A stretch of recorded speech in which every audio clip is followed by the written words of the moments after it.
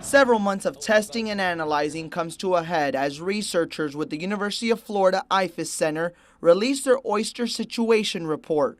The oyster recovery team was created to describe the conditions in the bay prior to and after the historic collapse of the oyster fishery. We did what we could with a relatively small amount of money. Dr. Carl Havens, the director of the Florida Sea Grant, says the collapse occurred in 2012 and says that contrary to popular belief, researchers did not find substantial traces of oil. Things respond fast to toxic chemicals like oil. It doesn't take 2 years to see something suddenly happen. But oyster production did drop dramatically, and scientists point to several key factors that caused the collapse. For starters, the lower part of the Apalachicola-Chattahoochee-Flint River Basin was frequently classified as an area with exceptional drought.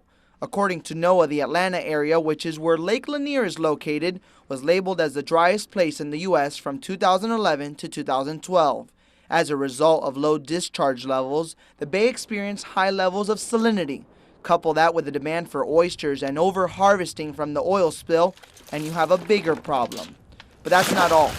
Scientists discovered a parasite attacking oysters. The study says clams, worms, sponges, and other organisms are feeding off a large percentage of oysters in the bay. You know, folks always want to go to the big issue, which of course is lying there, which is water flow down the river. But once you get that combined with the drought, combined with the salinity and then the predation that causes, there are other community-based factors as well. Joe Taylor, who is satisfied with the research, wants to see this project enter phase 2. So many times we talk about restoring the bay and we talk about all the environmental pieces. We got to talk about the people too in the process.